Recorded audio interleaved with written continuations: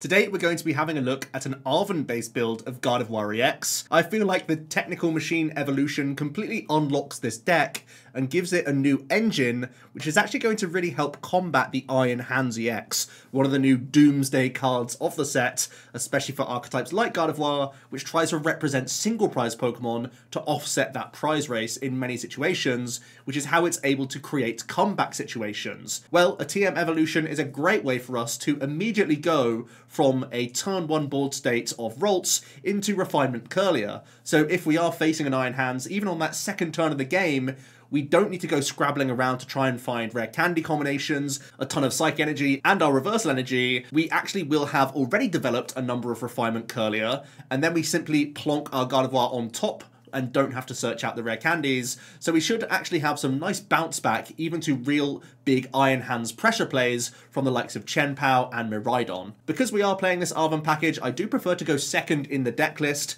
Only 3 copies of the Arven, but we do have 3 copies of Ultra Ball and 1 copy of Lumineon, so it's actually fairly consistent to pull this line of play off. The idea being that we simply attach to our active Pokemon as well as use the TM evolution, and immediately we go into double Refinement Curlier, so that we give ourselves a lot of draw power on that second turn of the game. Like I said, we will choose to go second with the deck list. If we do happen to go first, or if we don't pull off the TM evolution combination, we still have that Mirage Step fallback as well. So if we are having some low rolls, we still have that get out of jail free play that we can make. I feel like going second is really solid actually in the Paradox Rift meta, as many decks will prefer to go second themselves. So it's really nice to have the Mirage Step if you are forced to go first. Because we are playing the Arven package, a few things jiggle around in here as well. Because we're playing Lumineon, it feels like Double Collapse Stadium is the right choice for us, because we want to get rid of some of our more vulnerable 2 prizes that we have sitting around the board, and at times you can even collapse away your Gardevoir EX to represent late game single prize board states only. We're going to supplement these Stadium bounces with 1 copy of Lost Vacuum.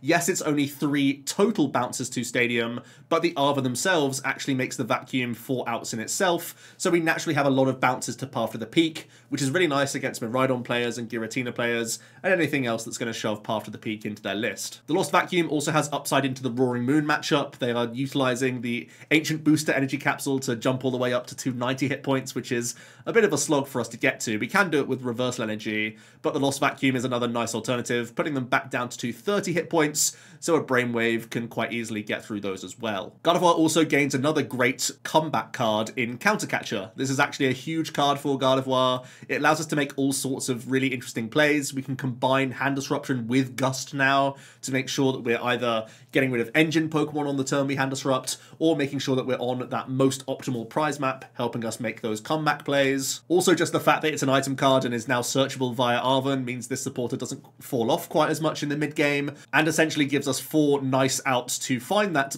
gusting effect with the boss's orders in here as well, so we can always make sure we're trying to take multi-prize turns and making that catch-up a reality. You'll notice this Arven package does take up a little bit of space here because we are playing the TM, the Forest, and 3 copies, whereas previously you would see like a couple workers in the list, sometimes Professor's Research going in.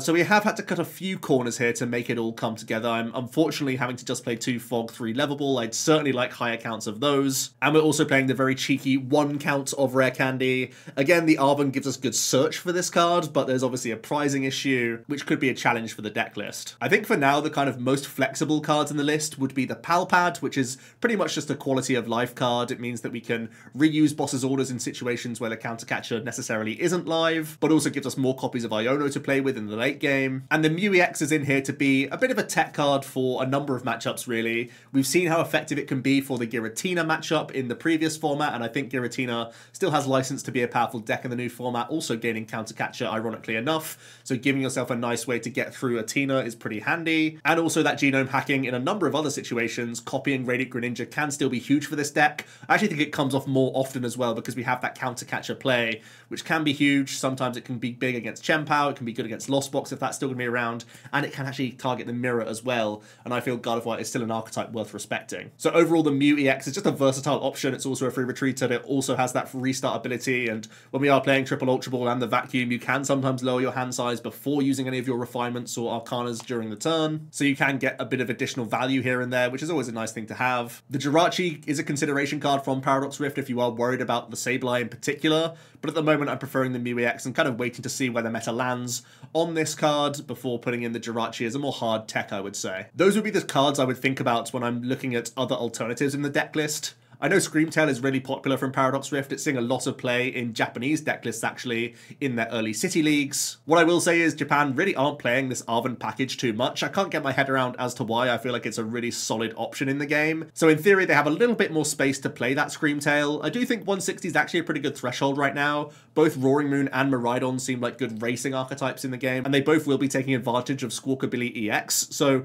already that's a crucial number in the game for you to take 2 prize cards. But if we even squeeze in some health buff tools and things like Town Store and whatnot, obviously this list is playing Arven, so you would have good access to the likes of Ancient Booster or Bravery Charm, those sorts of cards. You could push your sniping pressure even further for a pretty handy 1-prize Pokemon. I don't think I'll be ever making the space for it though, because I already want to have my 4th level ball, my 3rd Fog Crystal, a Hisuian Heavy Ball, another rare candy. There's basically far too much on my wish list to actually make the space for that card over any of the other techs we already play in the list. A few other cards I'm considering then, because we are playing Arven, I think Escape Rope could be pretty reasonable, especially if you're worried about some trapping combinations, and equally a Professor Churro's Scenario could be pretty nice, again trying to clear up our messy board states of multi-prizes and gives us another way around some trapping combinations. Overall though, I'm still really enjoying Gardevoir in this format. I still feel like it has a ton of legs. Countercatcher is actually a big buff for the deck, and I feel like TM Evolution gives you a fighting chance against the Iron Hands, which are going to be in a number of archetypes. Let me know your thoughts on the deck list and enjoy the games. If you're looking for PTCG live codes, make sure you check out the Potown store. You can get a 5% discount on your orders using that code, OmniPo. So getting into our first game, do want to thank Tamao, testing partner,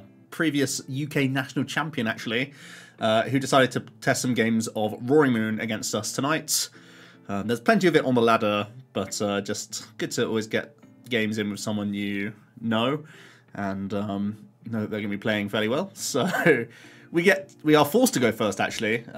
You may notice that later on in some of the games I'm choosing to go second, and for good reason, because all we have is Ralts attach pass, and it's down to see whether Tamao is going to be able to get that turn 1 attack in, especially with a Cross Switcher or Escape Rope combo.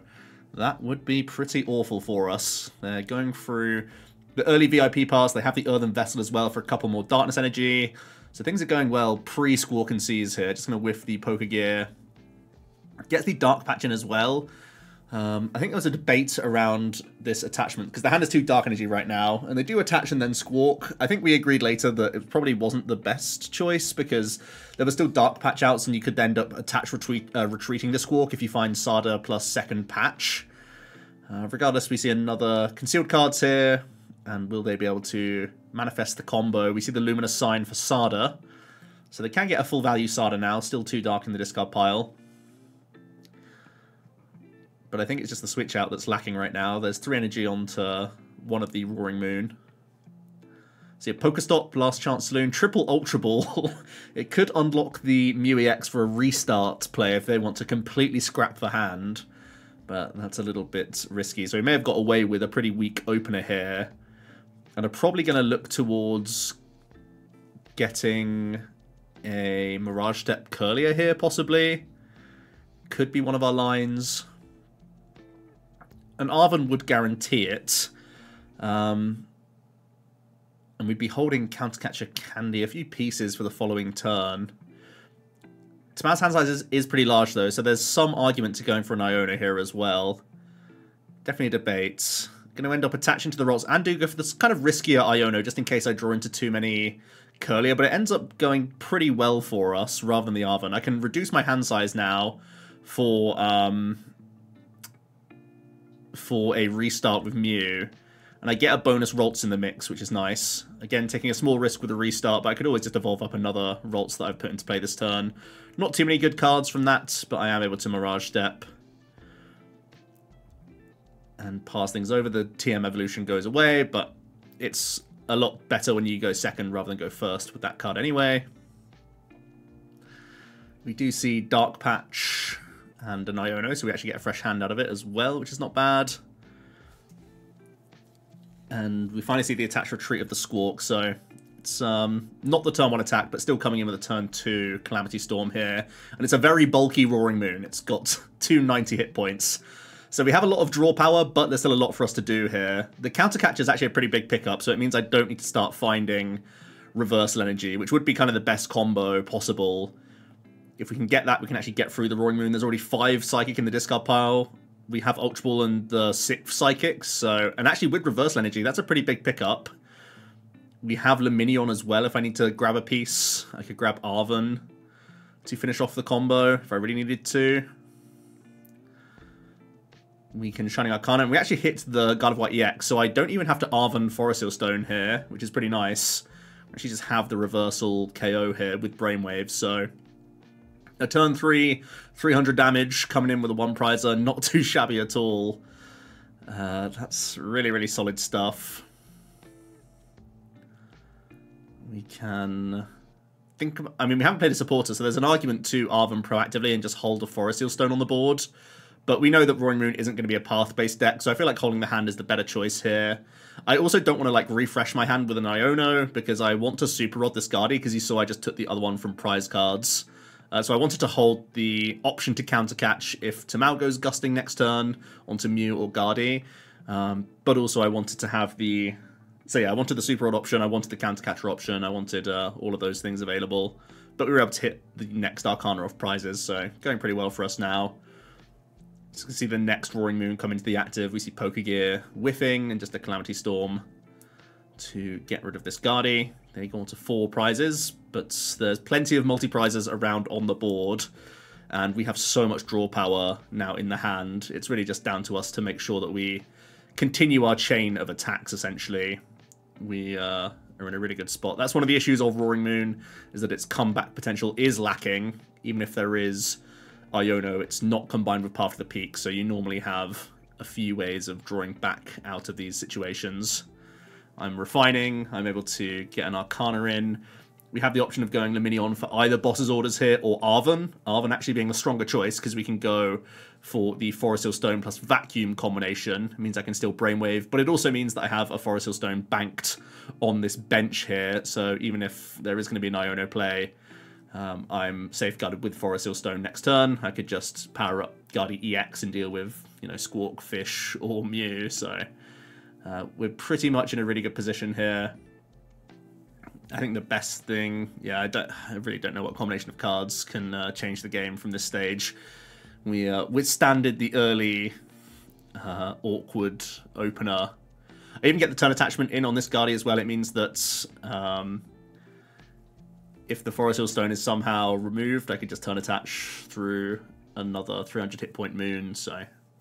Again, just safeguarding myself in as many ways as possible here. Monster hand size with that Forest Hill Stone. It's a lot to deal with. Like a Morpeko coming in isn't a threat because we have the boss, Forest. Also, it's just too many turns. So I think Roaring Moon going through the Luminion is probably the best play, just because it gets rid of the Forest Hill Stone and means that they'd be one attack away from winning.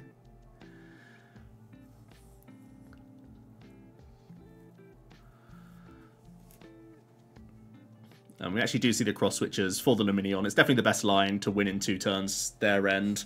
The hit points means I'm currently not able to Brainwave KO, but you can see I have Psychic in hand. So I should be able to just attach and Brainwave to get over this Roaring Moon. We played a few games, and it's actually a tough matchup for God of War. That extra hit points can be such a challenge, so it's nice to have the Vacuum in this matchup, I think, in another benefit of the Arven build. Let's get into our next game. There are a couple ladder games in here as well. And we're up against an Urshifu. We see Energy Lotto for fighting energy. I see Nespal now as well. So it's going to be the Valiant variation of Urshifu. They have a pretty strong start. They have the Squawk, they have Forest from Town Store. Get rid of a couple Melanie and an Iono. So it's going to be... both plays water and basic fighting energy. That's pretty interesting. They're going to start getting some Tachyon bits in. At least one, and just pass things over. Okay. So definitely a scary matchup, but the idea is that if we can get to Guardi, we should be in really good shape, because Guardi EX is just so annoying for this deck to get through.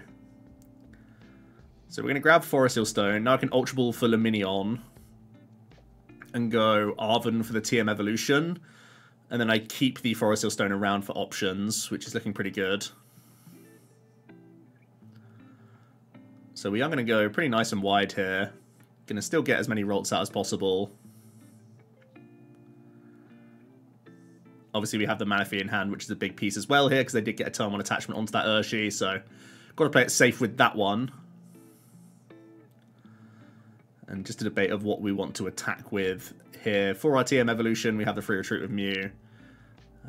So we can do this. Also going to put down the Forest just so I can get a couple additional cards from Mew EX. And we're going to TM Evo and get double Kirlia developed. With our the bench the way it is, with their double Urshi developed, they can't Yoga Loop us this turn. So that's pretty nice. Oh, but they Townstorm for TM Devolution. That's actually really scary. They could get some Tachyon bits and devolve. And we only play one Red Candy, and I Ultra Balled it in our opening hand. We do see switch Tachyon bits.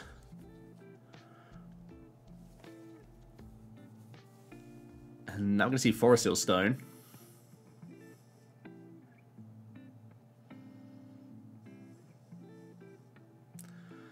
They're going to switch and Tachyon bits again. So they're setting up that Manaphy quite nicely. They're going to go for... Oh, interesting. Tower of Water in their list as well. They were able to find the Future Booster Capsule, so they can actually devolve our Kirlias, and it does buy them a turn guaranteed here, because like I said, the one candy's gone in the list already. So that's pretty rough for us, honestly. Means I can, again, keep developing my board, but it's likely that Manaphy's going to go down. It could get Yoga Looped, and they can go Rapid Flow with no response from me, and that's pretty yikes, I'll be honest. We have to get our third Refinement out. Not sure what else I can really do from this position. Thinking about the Arven. Could just be that Iono's the stronger choice. There was a debate to hold the Iono just because I know my opponent's likely taking like 3 prizes over the next turn 0.5 that they could have. Even if they don't Yoga Loop, they could just double Tachyon, get through the Manaphy. I go Foresting for the Collapsed here, and the idea is that I want to deny the free retreat from this Urshifu from the tower. Want to at least make them play more switch cards from their hand here. See a Heavy Ball, they have switch anyway, so they can begin to Tachyon bits down. Yep, they're going for the Manaphy here. The Collapse also makes it more difficult for them to pull off a Yoga Loop play as well, right? So, made sense at this point. The Manaphy is going to go down. See a Water onto the Urshifu, so a Rapid Flow is lined up quite nicely. We go into Mew just in case they want to Rapid Flow that, because we have a Resistance. We do see a Research from them as well, so things are going pretty nicely. They're going to take out the Reversal Energy and the other Kirlia. And basically, this is going to be our board state from this stage. We are going to be one Guardi EX gaming, is the idea. And we're going to hope that that can carry us. We, of course, can hit for weakness on the Urshifu. So that's at least something. We're going to get rid of the other Guardi. We're never going to get the chance to use that guy. So we're just going to come in and Miracle Force, I think, is the idea. Possibly an argument to Genome Hack for Rapid Flow here. We're going to go for an Arven play as well. The Genome Hack for Rapid Flow wouldn't KO the active, but it could possibly set up like a 5 prize turn. But by taking the 3 now, it means our opponent can't go for VMAX next turn.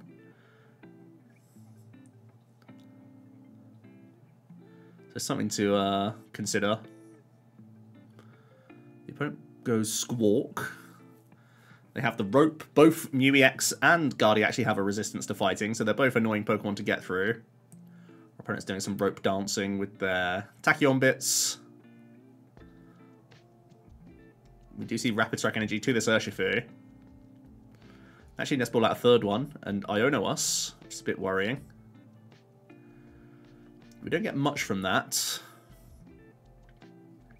Interesting that Crest could be a piece that I use to maybe like buy a turn, but because they have this 100 Furious Blows developed by the looks of things, it's going to be out-damaging like the heal that I can get, if that makes sense. So we do see the 100 Furious Blows. 120 damage thanks to resistance. So I have effective 150 hit points in the active with that resistance helping me out. So they could just make VMAX on the bench and Gale Thrust KO me. So there's an argument to me retreating out here and going for Mew to copy. I changed up my mind with the Ultra Ball versus Vacuum here. I think the upside of getting rid of this capsule is pretty handy. The awkward thing about switching out at this stage is that if the Rapid Flow comes in, it's still an issue for me, but they have a one-card hand. They'd have to have Melanie and Melanie into VMAX, basically, so it's a lot to ask for. So we are just going to hack the 100 Furious Blows for the KO. And they need a lot from this one-card hand right now. Needs to definitely be a supporter, right, to do anything here. See Townstorm for no target. See Rapid Strike Energy and just a pass. So that's pretty good news for us. We don't actually win on the spot because the Laser Blade only deals 200 damage. So we have to just hit for the 200 here and hope that the top deck gives them nothing. They find VMAX. Once again, the Townstorm finds nothing. And looks like they do just fizzle in the end. Have to retreat because of Laser Blade, but we're able to slowly get over the line here. Definitely a scary matchup. Things can get out of control. You can see how much damage was on our board in the end there, but you have to try and just remain as chunky as possible in that late game and just not really put anything else for them to loop or do any other shenanigans with. We get into our third game, and we're up against Miraidon. We have a fairly okay start. We have Ultra Ball, and Ultra Ball normally unlocks Lumineon for Arven, and that's normally our like go-to play, so that's looking pretty good. The opponent's getting an early Iron Hands out. We see a Generator, does hit one. Interesting they go to the Miraidon of all things. Obviously they only see Greninja right now, so they may not know what we're playing. We pick up the Mew EX. We have Psychic Energy with this Fog Crystal, but we actually have prized our Lumineon, which makes this whole combination much more difficult. Now I can't simply Ultra Ball for Arven. We have to try and make something happen with this Concealed Cards plus Iono combination. Concealed Cards really doesn't help out too much. I could think about Ultra Balling, but everything's pretty important there. Collapse Stadium is important just for a path bounce. So anything that I would have selected there would have been a tough ask. So we're just going to have to go grabbing another Ralts here. We can restart for one and just pass things over. Maybe a tiny argument to attach to the Greninja first, just so that if I was to high roll exactly the TM evolution, I could play it, but pretty low odds with 42 cards in the deck at the time. The opponent's able to get a Flaffy developed here. They're going to Dynamator straight away to the hands, so you can see their intention. They Tandem Unit out another Raikou V, and they actually just pass, so you can see sometimes the endeavor, the promise of Iron Hands is so great that they've actually given up what would have been quite a routine swing with a Raikou here. Which means I actually get this window to use Evolutor again. Ideally we TM Evolute turn 1, but because our opponent hasn't actually pressurized us at all, we can still make this line happen. Which is kind of nice. So just pretend that we drew slightly better turn 1, and now we're in that situation that we would be in. It's likely that we're staring down an Iron Hands next turn though, so we are going to have to start thinking about dealing with this guy.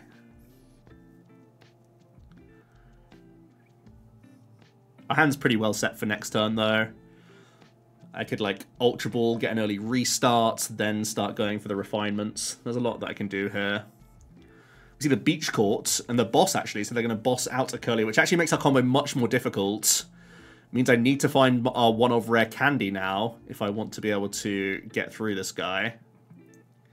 Because we do pick up the Vacuum, which is a little bit annoying because I'm still, even with Beach Court, I'm still a little wary of Path being in their list. We're just going to grab a Guardi EX here. It does block our restart, which is a bit annoying, but I do need these pieces, so we're just going to have to refine away the vacuum. We actually hit the rare candy, which is absolutely massive. We can now go Arcana and draw 2 more cards. Actually, we can evolve immediately and restart for 2. Hitting Iono is pretty huge. This is actually turning out pretty well for us. That was a little bit dicey, but we do end up getting a pretty nice hand. Still no sign of the reversal, which would be pretty good. I don't know how many are in the bin just yet. 3 energy in the bin, so we're not quite there with Shining Arcana. With the Forest Hill Stone, I could search out the Zacian now and forest for reversal energy. So it's a roundabout way of doing things, but we are going to get the job done here. So I'm just checking out the brainwave math here, how it all works out. Make sure you don't click Roar of the Sword, obviously. And we are going to grab that reversal for the Iron Hands response, which is exactly what we need here. We cannot let it run this board with Ampy very much. You pretty much have to insta-KO this guy. Otherwise, things are going to start going downhill. I can also weave in the Collapse Stadium. I'm just going to get rid of the Mew.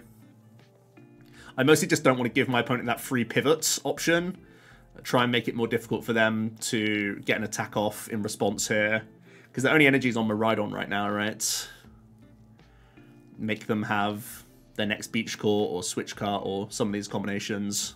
Did Iono them to a fairly low hand size. The hand's good though, they just ultra away a research, so we know they've got something going on. I'm going to grab Mew EX. And yeah, another research. Gets rid of a boss though, which is kind of good for us. Do you see a generator? It's going to go on to, interesting, the Flaffy and the Miraidon. So they're thinking about wanting to weave in a one prizer at some point in the game, which is pretty reasonable. They did end up having the Switch Cart combination, so they could get this Raikou in the mix. They actually have the Bravery Charm, but I think at this point we should have enough Psych Energy that that's not a problem.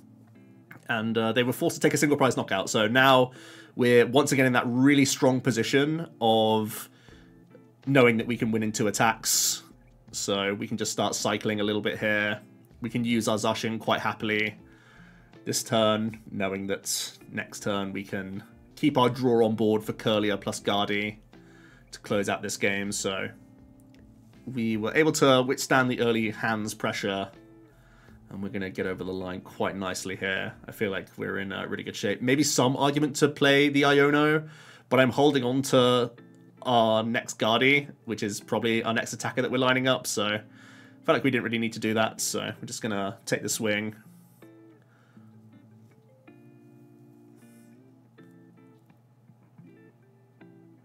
We see fleet-footed from our opponent.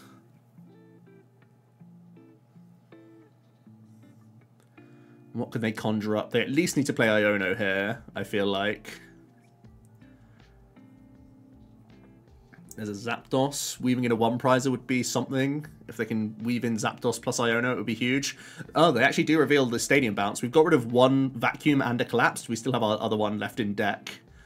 So they are playing a mixture of Beach and Path, which is pretty interesting. See Dynamotor to the Miraidon, so it's an attached retreat play, just a Photon Blast through us. But they're asking the question. They're fairly well prepped to just take a one prize knockout to close out the game. The good news is we still have a lot of draw here. We have 9 cards remaining in the deck. We have at least Refinement plus Shining Arcana to try and hit the Collapsed, and we hit it immediately off the first Refinement, which is pretty insane. And we still had at least Iono to see like 6 of the 9 cards of our deck, so we were in pretty good shape. But as soon as we found that Collapsed, it's pretty much game over. We can start loading up the Brainwave. And looks like that's going to be that. PTG Live is still somehow bugged. There's still the concession Psychic Embrace bug. Yeah, I don't know how this is still a thing, but we'll just go on to the last game. We're going to just have another one against Roaring Moon in this last one. So I do think it's actually a really interesting matchup. We played it a few times. I was losing a few and winning a few. It doesn't only come down to like the Guardi's openings. I feel like it's more so about the Moon's openings, how aggressive they can get with it. Especially those Ancient Capsules versus like if we can find Reversal Energy in time. I feel like that's a pretty big deal. I'm able to go second here. I do think you choose to go second with the Arven Guardi, by the way. It's a bit scary because you do play some one-offs, like the one-off Fish, the one-off TM itself. So there are like reasons to be a little bit nervous about it, but I feel like overall when it comes off, it's just so strong. We are going to see the VIP pass. We can get a couple of Rolts in the mix. It's going to be a really clean board for us. We can go quad Rolts here, actually. Especially because we have another refinement in hand. It's going to be a really nice turn 2 for us, where we could go like crazy on refinements after an Iono. We already have the reversal in hand. It should be, yeah, pretty ideal for us, honestly. Look at this end of turn 1 board state. Absolutely disgusting. We're going to see a rope. Still a lot to do on this turn because there was no energy drop turn 1. Vessel gets rid of Asada, which means there's a couple in hand here. There's the concealed cards. Into another Vessel. Lots of dark energy getting thinned out. See the Sada for full value. Just admiring the alt art Roy Moon there. And it's the attached pass, which is, again, pretty rough, pretty slow turn for Tamao there, unfortunately. But it means we're going to be able to pop off pretty much.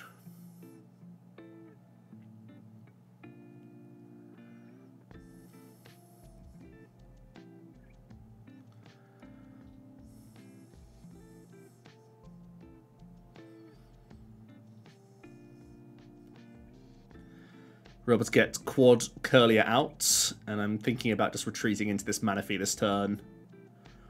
I think that's going to be the idea, because no need for us to overextend. We have actually no way of overextending anyway, so we'll just hand things over here and just say the very best they're taking a single prize knockout, and we should be able to navigate away to a 2-prize KO next turn.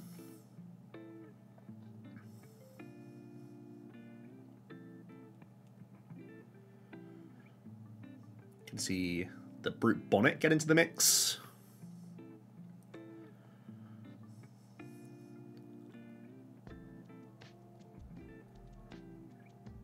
And again, just the pass, not wanting to just take a single prize knockout is fairly reasonable, I suppose. The issue being we have just so much card draw on this board. Just keeping a quick tally of how many Psych Energy we've pitched. As we start seeing Ultra Balls come to hand, now we see an Arcana, which is pretty nice. Going to evolve the one with an energy attachment first. Then we can evolve the Mirage Step one. We do get into double Ultra Ball, which is actually pretty huge here. So I can go Ultra Ball Luminion for Boss. And then I can Ultra Ball again for Guardi EX.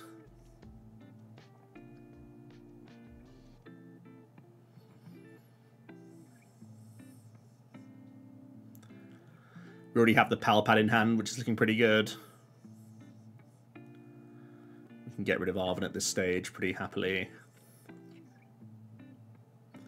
Obviously, we need to turn attach to this Manaphy to get it out of there.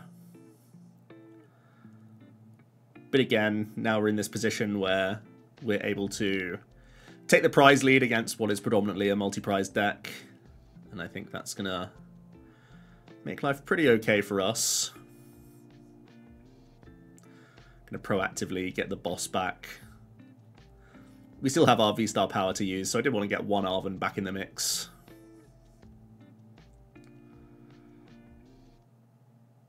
We take the first 2-prize knockouts. It's been a fairly slow Roaring Moon game, unfortunately. So I think we shouldn't really be having many issues at this stage. See a Pokestop getting rid of a couple of ancient booster capsules. That is horrible. It's one of the only defenses left, really, is that it's too difficult for me to chain Arcana if they're able to get chunkier and healthier. See a Vessel. See Greninja draw as well, possibly. We are still trying a ton of different Roaring Moon lists, by the way. Should be bringing a video of that fairly soon, but I feel like everyone's already shown off tons of Roaring Moon lists. And I'm still figuring out my favourite combination of cards anyway, so...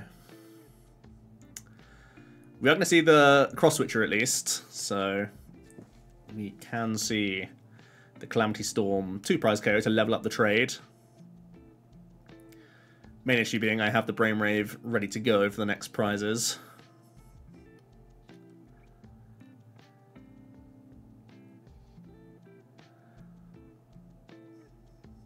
There's the Forest Sealstone coming into the hand, actually, which is pretty good for us.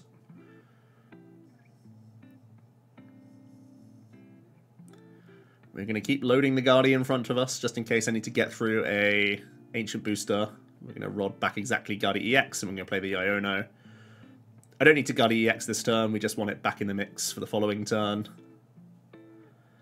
Now that Guardi is well and truly ready to Brainwave. I actually think I missed a refinement there. I definitely should have refined VIP there, but I think it's a nod to how commanding this position is, to be honest. Gonna see Concealed Cards, Pokestop, gets some VIP pass, gets rid of the Iono, which is one thing, but I have the Forest Sealstone banked anyway if there was any hand disruption. Gonna see Dark Patches. Bonnet actually gets into the mix, so they're at least forcing Boss's orders here. It's gonna be the Rampaging Hammer.